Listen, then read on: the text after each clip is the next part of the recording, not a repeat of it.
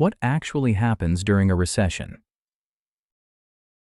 Why do layoffs rise, businesses struggle, and families suddenly feel uncertain? A recession is not just a headline. It is a chain reaction. We often talk about the economy like it is one big machine. But it is really millions of people making decisions about spending, hiring, and investing. When those decisions slow down together, the whole system pulls back. That pullback is called a recession. Recessions are painful, but they are also a normal part of the economic cycle. In this video, we will look at what defines a recession, what usually triggers it, and what changes for jobs, businesses, and households. So you can see the full system, not just the headlines. You may have heard this rule: 2 quarters of falling economic output. That is a simple shortcut. But in reality, experts look at 3 things: how deep the drop is, how widespread it is, and how long it lasts. A recession is a significant, broad decline in economic activity that lasts for a while. Not just one weak month. Not just one struggling industry. The slowdown spreads. Recessions usually begin with a shock. A shock is something unexpected. It can be on the supply side. For example, energy prices suddenly spike. That makes production more expensive. Or it can be on the demand side. For example, stock or housing prices fall sharply. People feel poorer and start spending less. When spending drops, business revenue drops too. And the slowdown begins. The labor market is where most people feel it. When businesses sell less, they do not need as many workers.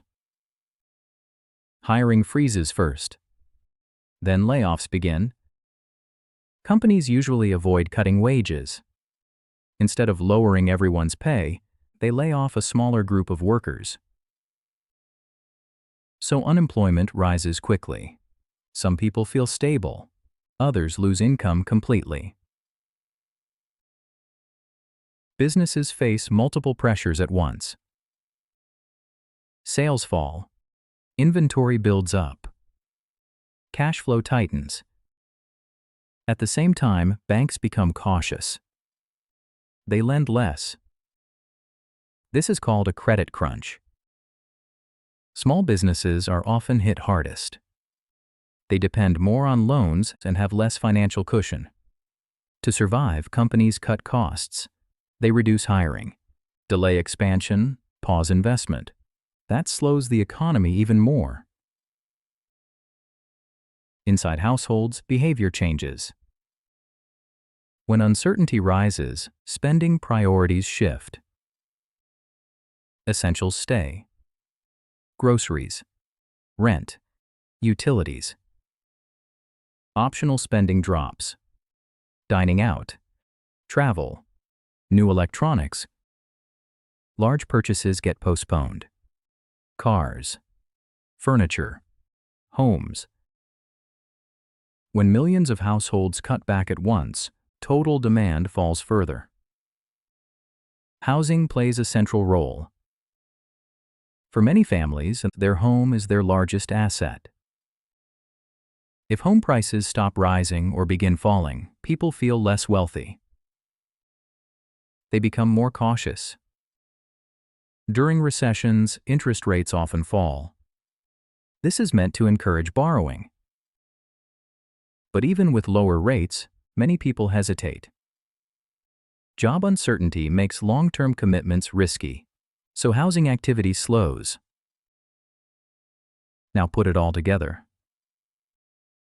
A shock reduces spending. Lower spending hurts businesses. Businesses cut jobs. Job losses reduce income. Lower income reduces spending even more. The cycle feeds itself. This is why governments and central banks step in. They try to break the loop by lowering interest rates or increasing public spending. The goal is simple: restore confidence, restart demand. A recession spreads because one person's spending is another person's income, so when everyone pulls back at once, the slowdown reinforces itself.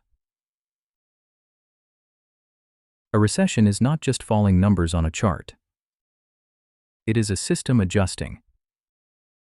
Painful, disruptive, but temporary. The economy slows, finds a bottom, and eventually begins to grow again.